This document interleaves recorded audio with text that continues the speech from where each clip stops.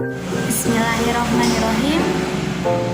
Assalamualaikum warahmatullahi wabarakatuh. Perkenalkan, nama saya Indah Sari, NPM 2020830010 dari Prodi Pendidikan Matematika S1 STKIP Kusuma Negara, Jakarta. Pada kesempatan kali ini saya akan membahas tentang perubahan kurikulum periode 1961 sampai dengan periode 1975, mata kuliah telaah kurikulum SMA, dosen pengampu Bapak Andi Ahmad MPD. Adapun pembahasannya sebagai berikut. Yang pertama, pengertian kurikulum.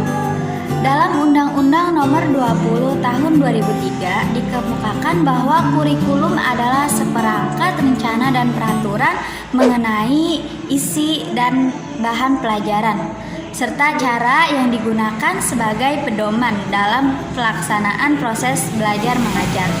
Secara etimologi, kurikulum berasal dari bahasa Yunani, yaitu kurir dan karer, yang merupakan istilah bagi tempat berpacu dan berlari dari sebuah perlombaan yang telah dibentuk semacam rute pacuan dan harus dilalui oleh para kompetitor. Dengan kata lain, rute tersebut harus dipatuhi dan dilalui oleh para kompetitor sebuah perlombaan.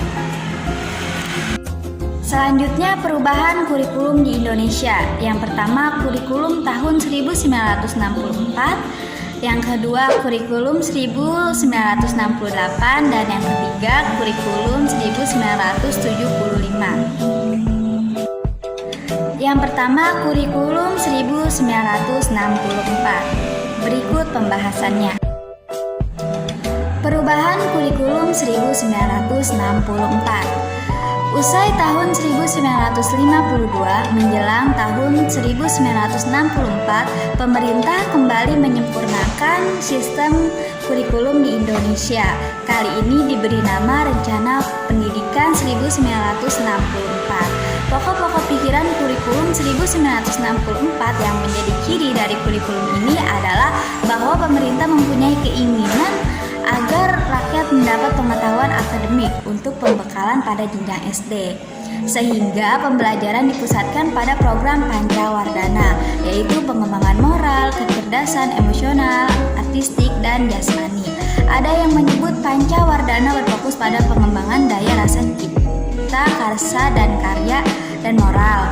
Mata pelajaran diklasifikasikan dalam 5 kelompok bidang studi, yaitu moral, kecerdasan emosional atau artistik, keprigelan atau keterampilan, dan jasmania.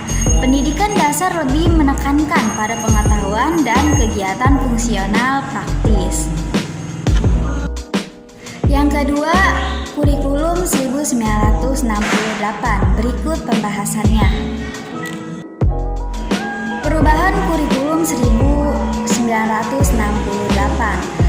Kelahiran kurikulum 1968 bersifat politis, mengganti Rencana Pendidikan 1964 yang dicitrakan sebagai produk Orde Lama. Dari segi tujuan pendidikan, kurikulum 1968 bertujuan bahwa pendidikan ditekankan pada upaya untuk membentuk manusia Pancasila sejati, kuat dan sehat jasmani, mempertinggi kecerdasan dan keterampilan jasmani, moral, budi pekerti, dan keyakinan beragama. Dalam kurikulum ini tampak dilakukannya perubahan struktur kurikulum pendidikan dari Pancawardhana menjadi pembinaan jiwa Pancasila, pengetahuan dasar, dan kecakapan khusus. Kurikulum 1968 merupakan perwujudan dan perubahan orientasi pada pelaksanaan Undang-Undang 1945 secara murni dan konsekuen. Kurikulum 1968 menekankan pendekatan organisasi materi pelajaran, kelompok pembinaan Pancasila, pengetahuan dasar, dan kecakapan khusus. Mata pelajaran dikelompokkan menjadi 9 pokok. Zauzak menyebut kurikulum 1968 1968 sebagai kurikulum bulat, hanya memuat mata pelajaran pokok saja. Muatan materi pelajaran bersifat teoritis, tidak mengaitkan dengan permasalahan faktual di lapangan. Titik beratnya pada materi apa saja yang tepat diberikan kepada siswa di setiap jenjang pendidikan. Isi pendidikan diarahkan pada kegiatan mempertinggi kecerdasan dan keterampilan serta mengembangkan fisik yang sehat dan kuat.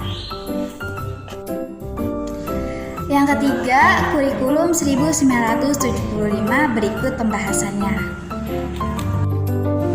Kurikulum 1975 menekankan ada tujuan agar pendidikan lebih efektif dan efisien. Latar belakangi lahirnya kurikulum ini adalah pengaruh konsep di bidang manajemen, yaitu MBO (Management by Objective) yang terkenal saat itu. Metode, materi, dan tujuan pengajaran dirinci dalam prosedur pengembangan sistem instruksional atau PTSI yang dikenal dengan istilah satuan pelajaran, yaitu rencana pelajaran setiap satuan bahasan. Setiap satuan pelajaran dirinci menjadi tujuan instruksional umum atau TIU, tujuan instruksional khusus atau TIK, materi pelajaran, alat pelajaran, kegiatan belajar mengajar, dan evaluasi. Kurikulum 1975 banyak dikritik guru dibuat sibuk menulis rincian apa yang akan dicapai dari setiap kegiatan pembelajaran. Baiklah, berikut saja penjelasan tentang perubahan kurikulum dari tahun 1964 sampai dengan 1975. Mohon maaf apabila mungkin penyampaian materi yang kurang jelas atau materi yang kurang lengkap. Dari saya mohon maaf. Terima kasih yang sudah menonton. Wassalamualaikum warahmatullahi wabarakatuh.